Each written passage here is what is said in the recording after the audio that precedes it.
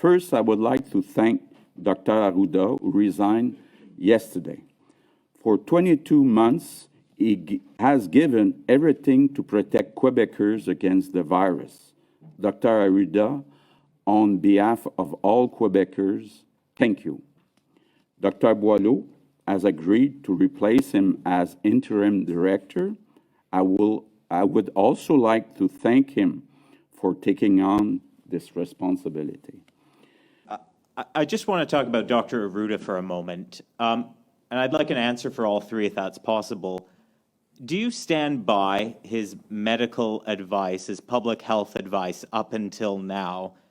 And why not keep him on? Because he seems to have suggested he would have kept doing the job had you asked. Okay, first, the answer is yes, I stand by, because the recommendations he made with the information he had when he made those recommendations, I think that it was coming from after consulting other experts, including the INSPQ and INS. And I think, like I've said, that there are some advantages to have somebody new after 22 months, because it's a very heavy burden to have to justify almost every day in front of journalists all your decisions. So I think there are some advantages to have a new person.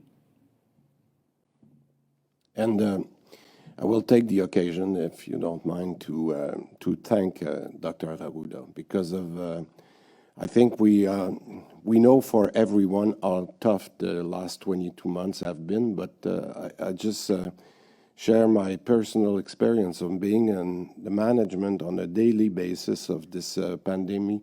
I know I had some discussion with Dr. Arruda, and I would say, and I mentioned that earlier this week, that was really tough on him on a personal basis, on the reaction to different opinions. So we respect all the opinion that he has been provided, but I think that, as I mentioned, he deserves a good break, and I wish him a good holiday over the next few weeks. And just on the, Doctor, would you mind answering that question if you're able to in English? In regards to Dr. Arruda? Yeah, exactly. Well, as I said it before, Dr. Arruda is a very, very good colleague and a friend. And I know him since a long time, and he has strong knowledge and expertise. He's brilliant. He has a level of devotion that has not been compared almost so far in our public health domain, which is remarkable. And he's very sensitive, so he's a great human being. And having the opportunity to follow his path is a challenge that I recognize as very important. And I thank a lot the government for the trust they have in me.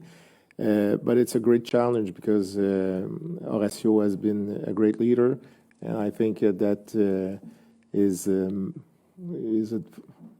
numerous advice has been strongly supported, as it could have been, with the science that was available at every moment. So I'm confident that the way he did things will support me and the rest of the team to continue this really difficult adventure.